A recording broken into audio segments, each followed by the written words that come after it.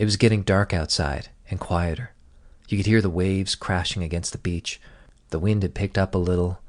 I started to walk, heading east toward U-Haul Beach, where I had seen that girl. There was no one around. No one except her. I caught sight of her in the distance, standing on the beach near where I had seen her before, looking out over the water again. I could just tell it was her. It was something in the way she stood. I kept walking toward her, thinking that she would see me when I got to maybe within 100 meters, since there was no one else on the beach. But I got within about 50 without her looking over. Then I was just 20 away and still no reaction. Then I was close enough that I could talk to her in a normal voice, but I didn't say anything. Neither did she. She kept staring out over the water. It was almost black now, or at least gray, with the sun having just set over the horizon behind us. It was time for me to be getting back, but I couldn't move, and something inside me was also telling me, maybe from all those lectures that Dad had inflicted on me, that I shouldn't leave this girl here all alone. "Are you all right?" I finally asked. She didn't respond for a moment, and then turned and looked at me. Her eyes seemed to shine, gazing out from above her high cheekbones. "Dylan Maples," she said. Okay, I must be dreaming. This was another Alice, an even better one. Here was this strange girl of Chaleur Bay, like some sort of quiet goddess who had never really acknowledged my existence, and certainly never addressed me, and the first thing she uttered was my name. I'd never heard it said like that before. It made me feel proud, which was something I hadn't felt for a while. It also emboldened me to say something else. "How do you know my name? You told me." "I know, but you weren't listening." She smiled. "You don't know a lot about girls, do you?"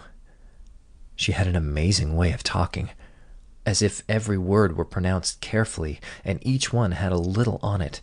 She had an accent, not a big one, just a lilt. I could swear it was French, Quebecois, and yet it wasn't.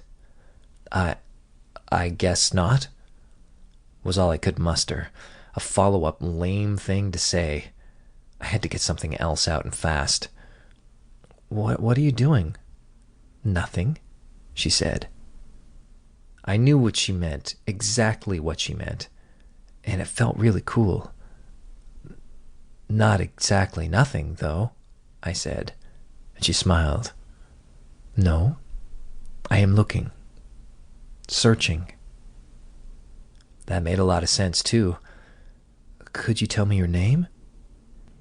"Antonine," she said. "Antonine Marie Clay." Wow, it was a magical name. Said magically. I expected my alarm clock to go off at any second, Mom yelling me to get up from downstairs in our house in Moore Park. Instead, a ball of fire appeared out over the water. Antonine turned her head as if a cannon had gone off. It was as though she had eyes or ears in the back of her head. I wondered how she could have spotted it. Perhaps the glow had entered her peripheral vision. I also wondered how she could see something that was obviously a figment of my imagination. For this was not a tiny spark like something made by a firefly. It was illuminating part of the bay way out there. She stared at it, and for a few seconds, all I could do was look at her watching it, so intense was her attention. It was as if some force had turned her head and locked her vision onto the bizarre illusion of fire. Then it started to move. It advanced across Chaleur Bay at a rate a sailboat would move. In fact, it even looked a little bit like one, a big, fiery sailboat. As I examined it, it appeared even more so. It made the soles of my feet tingle. Then Antonine screamed, and it was blood-curdling. I had never heard anyone do that. It was worse than anything a girl had to do in a movie. Antonine glanced at me in the middle of her scream and then began to run away into the darkness off the beach and out of sight.